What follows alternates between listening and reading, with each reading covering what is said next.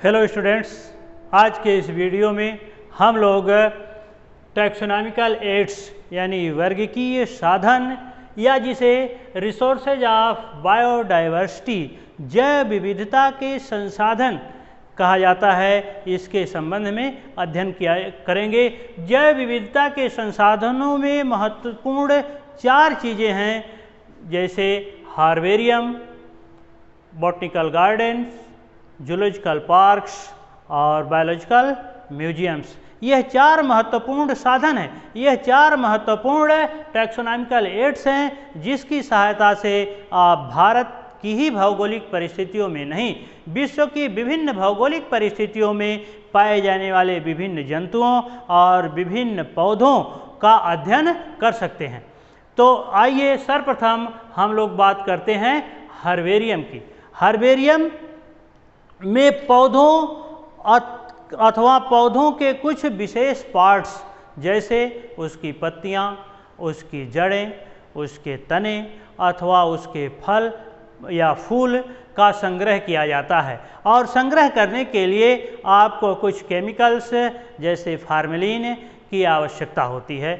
Formalin में उसका परिरक्षण किया जाता है और बहुत दिनों तक उसका अध्ययन कर लेते हैं। जो पौधों के पतले पार्ट्स होते हैं, जैसे उसकी पत्तियां हों और या फूल हों, उसको क्या करते हैं कि एक मोटी किताब में या किसी भी वस्तु से, भारी वस्तु से उसको प्रेस करके दबा दिया जाता है, उसमें रख करके दबा देते हैं और वह चपटा हो जाता है। और उसमें की नमी सुखाने के लिए आप टिश्यू पेपर अथवा किसी भी अखबार या पेपर का उपयोग करते रहते हैं, उसको समय समय पर बदलते रहते हैं। और जब उसमें का पानी सूख जाए और वह दब करके चपटा हो जाए, तब क्या किया जाता है कि एक बड़े से पेपर पर, जिसको हर्बेरियम चार्ट कहा जाता है, उसमें उस प्लांट अथवा प्लांट पार्ट को रख करके सीलो टेप से जगह जगह चिपका दिया जाता है। और इस पेपर पर नीचे की तरफ दाहिने तरफ लिखा जाता है उसका लोकल नेम, उसका लिखते हैं लोकल नेम, यानी उसका देशीय नाम लिखा जाता है। फिर कार्लस लिनियस की द्विनाम पद्धति के अनुसार उसका बॉटनिकल नेम लिखते हैं, बॉटनिकल नेम लिखा जाता है, जिसको इंटरनेशनल नेम कहा जाता है। विश्व के सभी देशों के लोग उसी बॉटनिकल नेम से उस पौधे को पहचानते हैं। फिर इसके बाद लिखा जाता है कलेक्टेड फ्रॉम, कि कहाँ से इसका कलेक्शन किया गया है, कहाँ से संग्रह किया गया है। नीचे लिखा जाता है कलेक्टेड बाई, कलेक्टेड बाई यानी किसने इसका संग्रह किया है। और यहाँ लास्ट में लिखा जाता है डेट ऑफ कलेक्शन और फ्रेग्रेंस, यानी पौधा एरोमेटिक है अथवा नॉन एरोमेटिक है, यानी सुगंधित है अथवा सुगंध रहित है। तो इस तरह से विश्व के, भारत ही नहीं, विश्व के विभिन्न भौगोलिक परिस्थितियों में पाई जाने वाली पौधों की जातियों का संग्रह किया जाता है हर्बेरियम की सहायता से। और आने वाली पीढ़ियां या जो शिक्षार्थी अथवा शोधार्थी होते हैं, उस हार्बेरियम की सहायता से भारत सहित विश्व की विभिन्न भौगोलिक परिस्थितियों में पाए जाने वाले पौधों की संरचना के संबंध में उसका अध्ययन करते हैं। और जब किसी फंगस का, जब किसी कवक का संग्रह किया जाता है, तो उसको कहते हैं फंगेरियम, उसको कहा जाता है फंगेरियम। और जब काष्ठ का संग्रह किया जाता है तो इसे कहते हैं जाइलेरियम। और जब किसी ऐसे पौधे का संग्रह किया जाए जिसको मनुष्य ने अपनी आवश्यकता अनुसार लगाया था, तो उसको कहा जाता है हर्टोरियम, यानी वन संवर्धन, यानी हर्टोरियम उसको कहा जाता है। इस तरह से हर्बेरियम की सहायता से कोई शिक्षार्थी अथवा शोधार्थी भारत सहित विश्व की विभिन्न भौगोलिक परिस्थितियों में पाए जाने वाले पौधों की भिन्न भिन्न जातियों का एक स्थान पर अध्ययन कर लेता है। इससे नए पौधों की खोज में भी सहायता मिलती है और एक निश्चित स्थान पर वह पौधे पर्याप्त मात्रा में उपलब्ध हो जाते हैं, पौधों की जातियां पर्याप्त मात्रा में उपलब्ध हो जाती हैं। इस तरह से किसी भी शिक्षार्थी अथवा शोधार्थी के लिए अध्ययन काफ़ी सुविधाजनक हो जाता है। इस तरह से बहुत सारे हर्बेरियम, जैसे फ्रांस में, पेरिस में बहुत सारे हर्बेरियम बनाए गए हैं। और मैं कुछ ऐसे हर्बेरियम के बारे में बात करता हूं जो भारत में पाए जाते हैं, जैसे भारतीय राष्ट्रीय उद्यान का हर्बेरियम कलकत्ता में बनाया गया है। इसमें लगभग 2.5 लाख नहीं 2 लाख नहीं 25 लाख, इसमें लगभग 25 लाख पौधों की जातियों का संग्रह किया गया है। ठीक इसी तरह से राष्ट्रीय उद्यान का हर्बेरियम उत्तर प्रदेश में लखनऊ में बनाया गया है। इसमें लगभग 85,000 पादप जातियों का संग्रह किया गया है। ऐसे ही एक हर्बेरियम देहरादून उत्तराखंड में है, जिसको फॉरेस्ट रिसर्च इंस्टीट्यूट यानी वन शोध संस्थान का हर्बेरियम जो देहरादून उत्तराखंड में स्थित है, उसमें लगभग 35,000 पौधों की जातियों का संग्रह किया गया है, जिसकी सहायता से विभिन्न शिक्षार्थी अथवा शोधार्थी पौधों की विभिन्न जातियों का और भारत सहित विश्व के विभिन्न भौगोलिक परिस्थितियों में पाए जाने वाले पौधों की जातियों का अध्ययन करके लाभान्वित होते हैं और नए नए पौधों की खोज में उन्हें सहायता मिलती है। अब जो अगला टैक्सोनॉमिक एड्स है, जिसको रिसोर्सेज ऑफ बायोडाइवर्सिटी कहा जाता है, यह बॉटनिकल गार्डन है। भारत में ऐसे स्थान जहाँ बहुत से पौधे लगाए गए हों, वह बॉटनिकल गार्डन कहा जाता है। ऐसे स्थान पर पौधों को काटना का वर्जित होता है। आप किसी भी पौधे को अनावश्यक क्षति नहीं पहुंचा सकते। ऐसे बॉटनिकल गार्डन्स, इसी तरह से दूसरा जो टैक्सोनॉमिकल एड्स है बॉटनिकल गार्डन। बॉटनिकल गार्डन वह विशेष संरक्षित स्थान जहाँ पर कि विभिन्न पौधों की जातियाँ, पौधों की दुर्लभ जातियों को संरक्षित किया जाता है, उनका आर्टिफिशियली अथवा नेचुरली उनका प्रजनन कराया जाता है और इस तरह से उस विशेष स्थान पर दुर्लभ जातियों का संग्रह और संरक्षण किया जाता है। वह विशेष स्थान बॉटनिकल गार्डन कहा जाता है। और भारत ही नहीं, विश्व के विभिन्न भौगोलिक परिस्थितियों में पाए जाने वाले पौधों का जीवित अवस्था में उस विशेष स्थान पर संग्रह किया जाता है, उसका संरक्षण किया जाता है और उसका प्रजनन करा करके उसकी जातियों की संख्या बढ़ाई जाती है। इसे इक्स सीटू कंजर्वेशन कहा जाता है। और विभिन्न भौगोलिक परिस्थितियों में पाए जाने वाले दुर्लभ और संकटग्रस्त पौधों की जातियों का प्रजनन, उनका संरक्षण और संग्रह एक विशेष स्थान पर किया जाता है। इस तरह से वह स्थान एक पर्यटन केंद्र भी हो जाता है और विभिन्न भौगोलिक परिस्थितियों की दुर्लभ जातियां, संकटग्रस्त जातियां एक विशेष स्थान पर मिल भी जाती हैं, जिससे लोगों का मनोरंजन होता है, साथ ही साथ उन पौधों के संबंध में जानकारी भी होती है और जो शिक्षार्थी और शोधार्थी होते हैं उनको शिक्षा ग्रहण करने और शोध का उचित अवसर मिलता है। इस तरह से बॉटनिकल गार्डन वह रिसोर्सेज ऑफ बायोडाइवर्सिटी है, वह प्राकृतिक संसाधन है जिसकी सहायता से हम भारत ही नहीं विश्व के विभिन्न भौगोलिक परिस्थितियों में पाए जाने वाले पौधों की दुर्लभ जातियों का एक विशेष स्थान पर संग्रह और संरक्षण करते हैं। इस तरह से कई बॉटनिकल गार्डन विश्व में और भारत में बनाए गए हैं जहां पौधों का संरक्षण किया जाता है। जैसे मैं बात करूं royal botanical garden Q England में स्थित है। रॉयल बॉटनिकल गार्डन जो इंग्लैंड में स्थित है, बहुत सारी पौधों की जातियां, विश्व के सबसे बड़े बॉटनिकल गार्डन में इसका नाम आता है रॉयल बॉटनिकल गार्डन का। इसी तरह से Brooklyn botanical garden New York America में स्थित है। और भारत में भी बहुत से महत्वपूर्ण बॉटनिकल गार्डन हैं जहां पौधों की दुर्लभ और संकटग्रस्त जातियों का इन सिटू कंजर्वेशन किया जाता है, जीवित अवस्था में उनका संग्रह, संरक्षण और उसमें प्रजनन कराया जाता है। जैसे भारतीय वनस्पति उद्यान शिवपुर कोलकाता में, जो पश्चिम बंगाल में शिवपुर स्थान है जहां भारतीय वनस्पति उद्यान बनाया गया है और पौधों की बहुत सारी जातियां का उसमें संग्रह किया जाता है। और यह भी एक आश्चर्य ही माना जाए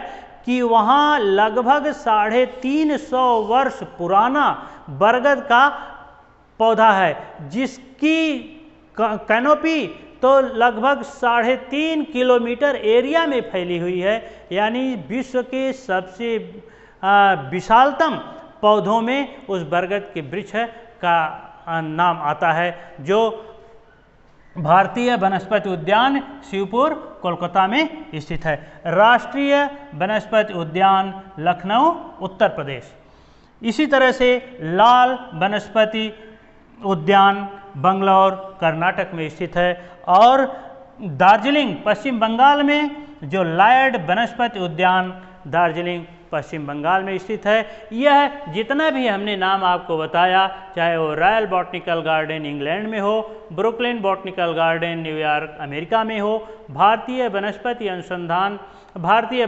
उद्यान शिवपुर कोलकाता, राष्ट्रीय वनस्पति उद्यान लखनऊ उत्तर प्रदेश और लाल उद्यान बंगलौर कर्नाटक तथा लायड वनस्पति उद्यान दार्जिलिंग पश्चिम बंगाल में स्थित है। यहाँ जीवित अवस्था में पौधों की विभिन्न जातियों का इन सिटू कंजर्वेशन किया जाता है, उनका संरक्षण किया जाता है और शिक्षार्थी और शोधार्थी उससे लाभान्वित होते हैं।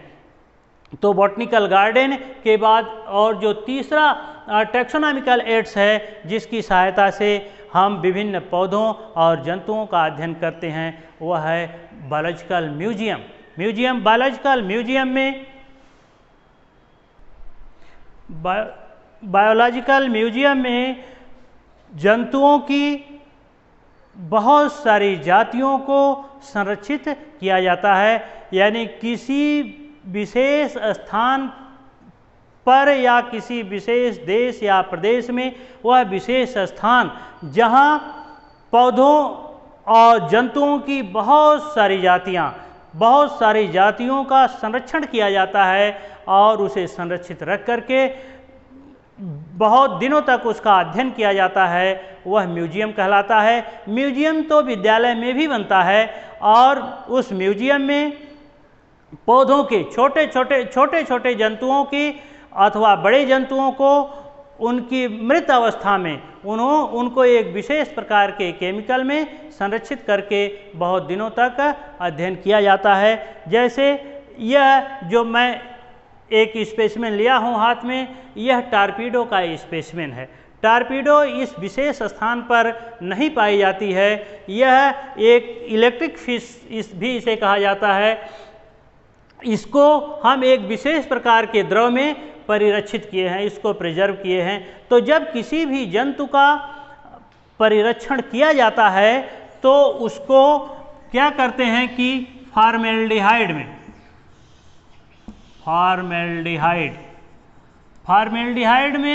डिस्टिल वाटर मिला लेते हैं और तब वह कहलाने लगता है फार्मेलिन। मार्केट में फार्मेलिन नाम से कोई केमिकल नहीं मिलता है जिसमें जंतुओं का संरक्षण किया जाता है। मार्केट में मिलता है फार्मेल्डिहाइड, और फार्मेल्डिहाइड में जब डिस्टिल वाटर मिला देते हैं तो वह फार्मेलिन कहलाने लगता है और फार्मेलिन में ही जंतुओं का मृत अवस्था में संरक्षण किया जाता है और वह सड़ते नहीं हैं, खराब नहीं होते हैं, बहुत दिन तक उसका अध्ययन किया जाता है। और जब कभी जंतु बड़ा हो, मान लीजिए म्यूजियम में आपको बड़े जंतुओं को रखना है, तो जब जंतु बड़ा हो तो उसको उदर भाग से फाड़ करके उसके शरीर के कोमल अंगों को निकाल लिया जाता है, उसमें भूसा अथवा पुआल भर देते हैं और फिर उसको सिल देते हैं और बाहर से उसकी एक्सटर्नल मॉर्फोलॉजी का अध्ययन किया जाता है। तो लेकिन जब किसी छोटे जंतु को का संरक्षण करना हो तो सर्वप्रथम उसका कलेक्शन किया जाता है, जीवित अवस्था में अथवा मृत अवस्था में उसका कलेक्शन कर लिया जाता है और उसके उदर भाग को थोड़ा सा फाड़ दिया जाता है, फिर उसको उसके एक जार में रख करके और उसमें फार्मेलिन डाल देते हैं। और यह ध्यान रहे कि यह जो फार्मेलिन हो यह 10% फार्मेलिन हो। अगर ज़्यादा कंसंट्रेट फार्मेलिन आप डाल देंगे तो उसका जो नेचुरल कलर है, इस जंतु का जो नेचुरल कलर है वह खराब हो जाएगा, डिस्कलर हो जाएगा और इसकी एक्सटर्नल मॉर्फोलॉजी के आधार पर इसको पहचानने में परेशानी आएगी। इसलिए 10% फार्मेलिन में जंतुओं का सामान्यतः संरक्षण किया जाता है। एथिल अल्कोहल में भी संरक्षण कर सकते हैं, लेकिन एथिल अल्कोहल के 90% कंसंट्रेशन में उसका संरक्षण किया जाता है और बहुत दिन तक उन जंतुओं का अध्ययन कर सकते हैं। जब किसी विशेष स्थान पर किसी वैज्ञानिक द्वारा किसी जंतु की खोज की जाती है तो सर्वप्रथम उसको भारत ही नहीं विश्व के बड़े बड़े म्यूजियम में, जहां लाखों लाख की संख्या में जंतुओं की जातियां रखी हैं, उसमें उसको भेजते हैं और फिर वहां से उसका आइडेंटिफिकेशन होता है कि क्या इसके पूर्व इस प्रकार के जंतु की खोज हुई है। यदि इसके पूर्व इस जंतु की खोज हुई है तो वह उस वैज्ञानिक की मेहनत बेकार जाती है। यदि उस तरह का जंतु उस म्यूजियम में नहीं पाया गया तो उस जंतु द्वारा जो उसको नाम दिया जाएगा लीनियस की द्विनाम पद्धति के आधार पर, वही उस जंतु का प्रथम नाम होगा, क्योंकि किसी भी जंतु अथवा वनस्पति का किसी वैज्ञानिक द्वारा जो सर्वप्रथम नाम दिया जाता है वही सर्वमान्य होता है। तो इस तरह से जो म्यूजियम है यह मनोरंजन के साथ साथ जंतुओं के विभिन्न जातियों के अध्ययन में भी सहायता करते हैं और साथ ही नए जीव जातियों की खोज के लिए एक महत्वपूर्ण एड्स हैं, एक महत्वपूर्ण साधन है और इससे नई जीव जातियों की खोज में सहायता मिलती है। इसके बाद अगला जो टैक्सोनॉमिकल एड्स है वह है जूलॉजिकल पार्क्स। जूलॉजिकल पार्क में जैसे अभी हमने आपको बताया कि जो म्यूजियम है इसमें मृत अवस्था में जंतुओं को फार्मेलिन में परिरक्षित किया जाता है, लेकिन जो जूलॉजिकल पार्क हैं इसमें जीवित अवस्था में भारत के विभिन्न भौगोलिक क्षेत्रों में पाए जाने वाले जंतुओं अथवा विश्व के किसी भी भौगोलिक क्षेत्र में पाए जाने वाले जंतुओं का एक विशेष स्थान पर संरक्षण किया जाता है और उस निश्चित एरिया में वन्य जीव संरक्षण के तहत एक्ट के तहत उस जंतु को मारना धारा 302 के अंतर्गत दंडनीय अपराध होता है। उस निश्चित एरिया में उस जंतु का कोई भी हत्या नहीं कर सकता और एक विशेष स्थान पर जीवित अवस्था में उस जंतु का संरक्षण किया जाता है। जैसे भारत में बहुत से जूलॉजिकल पार्क हैं, जैसे कलकत्ता में जूलॉजिकल पार्क है, लखनऊ में जो जूलॉजिकल पार्क हैं और बहुत से चिड़ियाघर हैं, जैसे घाना चिड़ियाघर भरतपुर राजस्थान में है या उन्नाव में चिड़ियाघर है। इस तरह से बहुत सारे चिड़ियाघर और बहुत सारे जूलॉजिकल पार्क हैं जिसमें जीवित अवस्था में जंतुओं की विभिन्न जातियों का अध्ययन किया जाता है, उनको वहाँ संरक्षित किया जाता है और वह एक मनोरंजन के साधन भी हैं, साथ ही साथ अध्ययन के एक उचित साधन है जिससे बायोलॉजिकल डाइवर्सिटी का पता लगता है, विभिन्न भौगोलिक परिस्थितियों के में पाए जाने वाले विभिन्न जीव जातियों की संरचना के संबंध में पता चलता है और चूंकि यह जीवित अवस्था में वहाँ संरक्षण किया जाता है, इस तरह से उस जंतु के प्रजनन और उसके भोजन ग्रहण करने की विधि और उसके क्रियाकलाप, उसके आचार और व्यवहार का भी अध्ययन जीवित अवस्था में ही हो जाता है। तो हमने आपको 4 बायोडाइवर्सिटी के रिसोर्सेज बताए, टैक्सोनॉमिकल एड्स बताए, जिसकी सहायता से विभिन्न भौगोलिक परिस्थितियों में पाए जाने वाले विभिन्न जंतुओं और पौधों का अध्ययन कर सकते हैं। वह 4 जो टैक्सोनॉमिकल एड्स हमने बताया है आपको, वह म्यूजियम है, बॉटनिकल गार्डन है, जूलॉजिकल पार्क्स हैं और हर्बेरियम है। अब इसके बाद नेक्स्ट वीडियो में इससे भी महत्वपूर्ण चीज़ें लेकर के हम आपके सामने आएंगे। Thank you.